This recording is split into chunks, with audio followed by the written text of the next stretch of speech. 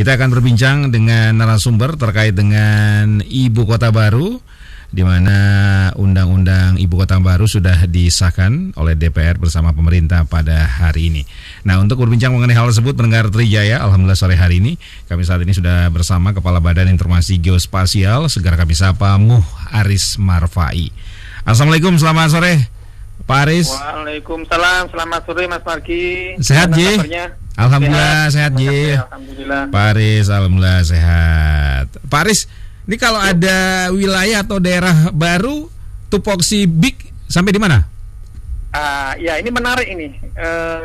Sebetulnya kan kita ada PP 2 tahun 2021 untuk penamaan daerah baru.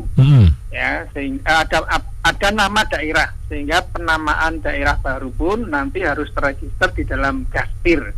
Dan dengan demikian nanti ada nama-nama baru yang misalkan sudah disahkan dalam tahun ini atau sudah diresmikan, berarti nanti akan menjadi bagian dari Gastir Republik Indonesia tahun 2022. Gastir itu sendiri adalah kamus tentang penamaan suatu tempat atau nama geografis suatu wilayah yang bisa digunakan untuk mempermudah kita melakukan berbagai aktivitas dan kegiatan. Ya, tentunya itu. Nah, apa yang bisa dipersiapkan untuk daerah baru ini? Nah, ini menarik. Misalnya kaitannya dengan penamaan daerah yang baru, kemudian nanti kita akan melakukan riset terkait dengan toponimi. Apabila sudah ada koordinat daerahnya, kemudian itu dicantumkan, kemudian akan ditelaah, dan kita mempunyai aplikasi yang kita sebut dengan SINAR, Sistem Informasi Nama Rupa Bumi. Nah, itu kemudian dimasukkan di sana.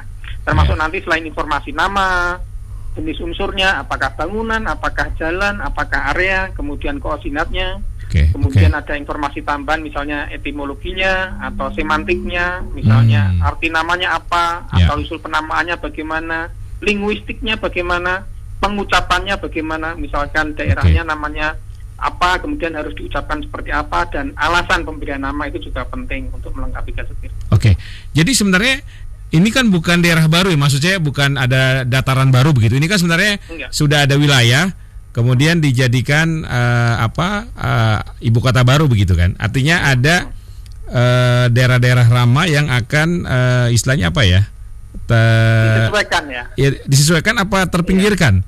Ya, enggak, kalau terpinggirkan karena ada namanya yang nanti berganti kepada nama baru, ada yang tetap atau ada yang diubah. Dan itu sangat mungkin sekali difasilitasi kalau kita sudah punya PP 2 tahun 2021 tentang penamaan nama rupa bumi. Contohnya banyak Mas Margi, misalnya kita dulu punya nama Kabupaten Mamuju Utara, sekarang diganti menjadi Pasangkayu. Kemudian kita punya Kabupaten Maluku Tenggara Barat misalnya, kemudian menjadi Kabupaten Tanimbar. Dulu sekali kita punya Irian Jaya, terus diganti Papua. Jadi ya penamaan pergantian nama itu sangat memungkinkan. Oke. Termasuk berarti harus ada batas-batas baru ya, Pak Muh ya? Ya, benar. Dan itu menjadi tugas kita untuk secara teknis melakukan pemetaan batas. Itu kan mulai batas desa, batas kabupaten kota, kemudian batas negara, bahkan batas laut maupun batas darat. Itu secara teknis kita yang bertugas di Badan Informasi Geospasial. Karena untuk ibu kota baru ini kalau nggak salah beririsan dengan 2 kabupaten ya? Ya, kalau yang ibu kota baru kita memang beririsan dengan 2 kabupaten dan ketapanannya banyak ya, yang mungkin saja nanti akan teriris ataupun harus diganti namanya. Saya pikir itu follow up setelah inilah, mesti akan kita ke sana. Dan BIG siap untuk membantu itu, dan kita mesti akan proaktif untuk melakukan pemetaan itu. Nah, ketika proses ini berjalan, sejauh mana peran dari BIG dalam konteks kewenangan Bappenas ya? Nah, sebetulnya kan Badan Informasi Geospasial itu bekerja di bawah koordinasi Bappenas. Jadi termasuk diantaranya ketika akan dilakukan pertimbangan-pertimbangan untuk penyusunan ibu kota negara itu, tentu secara spasial, secara penamaan, secara toponimi kita juga sudah memberikan informasi terkait dengan rambu-rambu PP 2 tahun 2021. Sehingga berbagai persyaratan kan di sana ada 10 prinsip penamaan nama rupa bumi itu ya, termasuk penggunaan bahasanya, termasuk kemudian informasi namanya, termasuk apakah itu bagian dari jati diri bangsa, apakah itu ada rangkaian sejarahnya, warisan nenek moyang, tempat historis, kemudian apakah ada semangat nasionalisme dan lain sebagainya, itu masuk dalam kategori itu. Dan kita di BIG sudah berkoordinasi dengan Bappenas karena secara koordinatif kita dengan Bappenas. Oke, artinya ada nama-nama yang tidak diperkenankan ya? Ya, tentunya kalau di dalam penamaan nama bumi itu kan seyogianya ya disarankan misalnya tidak menggunakan nama asing. Kemudian kalau dalam PP 2 yang sudah kita sepakati bersama itu, misalnya menggunakan nama orang, itu nama orang yang sudah meninggal misalnya setelah 5 tahun, disarankan ya. Kemudian misalnya juga nama yang tidak menimbulkan perpecahan, nama yang tidak menimbulkan disintegritas dan sebagainya, itu menjadi bagian dari persyaratan. Oke. Tapi kalau nama dari bahasa Sanskerta misalnya oke ya? Ya, ini kan berarti nama dari bagian jati diri bangsa kita. Sejarah perjalanan bangsa kita jauh ke belakang kan termasuk diantaranya diwarnai dengan budaya dan bahasa Sanskerta itu sendiri.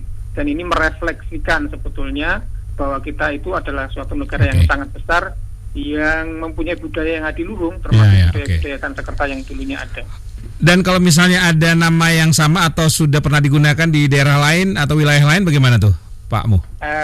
Nah, ini juga kalau misalnya sama-sama kotanya, tentu atau sama-sama nama kecamatannya, tentu kan ada pembedanya. Misalnya kalau kita lihat yang ada di tempat kita ada Purwokerto dan ada Purwakarta. Itu juga berbeda. Ada Probolinggo dan Purbalingga. Jadi mesti ada berbeda lah. Dan saya yakin Nusantara juga belum ada, kecuali misalnya penamaan yang levelnya tidak sama. Misalnya kalau di Depok ada tuh Jalan Nusantara, Pak Mu. Nah, betul. Atau Toko Nusantara juga ada. Nah, ini efeknya lain. Kekuatan efeknya ada di Depok, ada Jalan Nusantara. Derajat ketinggian itu berbeda, dan itu membuat kekuatan kolektif dan persepsi publik tentang nama yang dipilih juga berbeda, ya nggak? Oke. Tapi BIG diajak bicara nggak sama Bappenas soal nama Nusantara ini? Tentunya kita bagian dari pemerintah, Mas. Karena di PP 2 2021 itu kan kita banyak memberikan masukan sebelum PP-nya diformulasikan. Dan saya yakin Bappenas dan kita di pemerintahan pusat juga memperlihatkan atau mempertimbangkan PP 2 2021 sebelum penamaan itu. Ya. Justru tugas kita di BIG setelah ini, Pak. Itu panjang sekali kita rangkaian kita. Misalnya satu, kita harus mempunyai tim untuk meregistrasi menjadi gazetir setelah titik nolnya diketahui. Titik nol ini kan diperlukan titik nol ini. Kemudian juga koordinatnya gitu ya, termasuk itu ya. Luasannya, batasan-batasnya mana saja, itu kan harus kemudian diundang-undangkan atau dimasukkan dalam peraturan. Misalnya kalau batas kabupaten itu kan di Kemendagri. Nah, ini juga batas kota, kalau ini dianggap nanti sebagai kota atau daerah khusus atau ibu kota, ya tentunya ada keputusan Kemendagri yang mengatur itu setelah ada informasi teknis yang diukur oleh BIG. Pak Mu, apa bedanya untuk daerah baru yang dijadikan ibu kota negara dengan misalnya pemekaran? Misalnya kan pemekaran provinsi dulu pernah ada, dulu Banten masuk Jawa Barat kemudian jadi provinsi begitu kan, atau misalnya ada satu kabupaten kemudian dimekarkan jadi 2 kabupaten. Nah, itu bagaimana? Apakah sama mekanismenya untuk penamaannya atau berbeda untuk ibu kota negara baru? Karena ini kan rencananya nanti akan dipimpin oleh kepala otorita ya, setingkat menteri. Iya, setingkat menteri. Pada prinsipnya untuk penamaan toponiminya atau penamaan daerahnya itu prosesnya sama. Ya? Yaitu kita mengetahui luasannya, kemudian di bawah payung regulasi, hanya mungkin nanti regulasinya yang berbeda. Saya belum tahu ini apakah masuk di Kemendagri juga atau diundang-undangkan tersendiri. Kemudian nanti Kemendagri mengikuti keputusannya untuk pembagian batasannya. Dan tentu ini kalau pemekaran itu kan yang mempunyai inisiasi kuat adalah kabupaten induk atau provinsi induk misalnya begitu. Nah, kalau yang ini kan tentu negara, pemerintah pusat yang mengambil. Karena kan biasanya kalau pemekaran kan harus ada persetujuan daerah induk ya. Ya, daerah induk dan juga di PRD setempat kan. Iya, oke. Tapi kalau untuk ibu kota negara baru, karena inisiatif pemerintah pusat, maka ini kan di sana kan ada pemerintahan provinsi Kalimantan Timur, ada Penajam Pasir Utara, dan kalau nggak salah ada kabupaten satu lagi ya di sana ya. Iya benar. Tentunya kalau secara prinsip mungkin nanti dari atas ya dengan DPR dan karena ini nanti undang-undang antara pemerintah pusat dengan DPR, kemudian nanti yang bagian setelahnya mengikuti ya. Misalnya kita pembagian jelas kabupaten ada yang teriris, berarti juga harus ada dibahas di level provinsi dan kabupaten. Oke. Jadi sejauh ini Nusantara ini baru nama untuk secara keseluruhan ya. Ya, nama untuk kalau kita lihat di dalam UU IKN kan begitu ya. Nanti tinggal nama ibu kota negaranya. Terus batasan-batasan wilayahnya perlu di follow up. Iya. Termasuk dan nanti ada berapa jalan, kemudian nama jalannya, landmarknya begitu ya, termasuk itu ya. Iya, kalau itu jauh setelah ini ya. Kemudian misalnya teman-teman di planologi, kemudian di tata ruang yang kan banyak berkecimpung. Oke. Artinya BIK bergerak setelah nanti sudah pembangunan atau bagaimana? Oh enggak, setelah ini UU IKN ditetapkan nama ibu kota negara, tentu kita akan kemudian berkoordinasi untuk menetapkan titik nol IKN-nya di mana. Kemudian titik nol IKN itu kita registerkan namanya sebagai nama ibu kota Nusantara. Koordinatnya diketahui, nanti tinggal dilengkapi dengan berbagai unsur tadi, keterangan-keterangannya tadi, alasan dibalik pemberian nama, kemudian linguistik dan lain sebagainya tadi. Itu bagian yang berproses setelah ini tentunya. Juga setelah itu tadi yang saya sampaikan, kalau batasan-batasannya sudah jelas, batasan otoritanya daerah ibu kotanya mana, berarti kan ada yang teriris. Berarti kan nanti juga di setiap kabupaten kota maupun provinsi batasannya menjadi berubah. Iya. Tapi katanya dan itu mesti lewat BIG semua. Karena artinya pemetaannya kemudian penarikan batasnya itu secara teknis kami lembaga yang ditugasi. Jadi setelah Undang-Undang Ibu Kota Negara baru disahkan, BIK sudah bisa bergerak ya? Iya, sangat. Ini justru. Tapi katanya Ibu Kota Negara baru anggarannya belum clear. Ya itu kemudian nanti akan kita bicarakan lebih lanjut, kita menunggu instruksi. Tentu mesti ada konsekuensinya, mesti akan mengikuti, nggak jelas kemudian dicapin ada. Jelas. Ini kayaknya anggaran BIK harus ditambah ini tahun depan nih Pak Mu, tugasnya nih waduh terutama untuk penugasan khusus ya seperti ini mungkin saja memang ada penambahan anggaran itu sangat lazim lah untuk itu. Oke. Baik. Nah, kemudian nanti kalau misalnya sudah resmi pindah, ini di Jakarta nanti ada penyesuaian lagi nggak? Kalau kita dengar demikian ya, nggak, maksud saya dalam konteks BIG ini, apakah misalnya nanti ada, kan dulu misalnya daerah khusus ibu kota DKI Jakarta, otomatis kan kita belum tahu ya apakah statusnya tetap daerah khusus atau apa begitu kan? Apakah menjadi tidak daerah khusus atau ada daerah yang biasa? Dan itu tentunya nanti dengan undang-undang lagi. Kalau tidak ada perubahan luasan, kemudian hanya penggantian nama, mungkin saja kita merename di Gasetir kita. Tapi tidak ada konsekuensi secara informasi geospasial yang harus diikuti. Oke. Atau harus di follow up ya. Oke. Menyangkut itu ya, apa tadi ya, koordinat, batas wilayah dan sebagainya. Oke. Nah, ini ada yang tanya nih, Pak Zulfan. Kalau Jakarta titik nolnya di mana Pak Mu? Nah, kalau Jakarta mungkin di daerah sekitar Monas atau apa namanya di Istana Negara ya. Titik nol itu maksudnya nanti dari situ baru diambil sebarannya semacam titik diameternya begitu ya? Persis. Seluruh kota mesti ada titik nolnya biasanya. Hanya kadang kita juga nggak tahu ya di mananya. Kan saya juga nggak hafal di seluruh kota. Iya. Itu ya Pak Zulfan ya. Iya. Oke. Titik nol. Oke. Kalau di tol sih kita tahu titik nolnya ya. Kalau Jakarta kita nggak tahu ya. Oke, baik. Nah, berarti nanti akan ada informasi yang lebih rinci. Kan kita pernah ngobrol ya Pak Mu ya. Kalau kita bicara informasi geospasial kan tidak hanya yang di atas tanah ya. Betul. Di bawahnya juga ya. Iya. Nah itu hanya memang aspek kita yang berada di bawah tanah itu kan informasi geospasialnya belum banyak yang terregister dan dikerjakan secara formal. Pemetaan yang sekarang baru kita kerjakan banyaknya yang di atas permukaan. Termasuk yang sekarang menjadi tugas besar BIG itu adalah bagaimana kita bisa membuat peta skala besar untuk rupa bumi Indonesia skala 1:5000, karena ini sebetulnya yang sangat mendukung untuk proses tata ruang, baik RDTR, rencana detail tata ruang, maupun juga untuk perencanaan-perencanaan kota lainnya. Dan kita belum punya seluruhnya ini.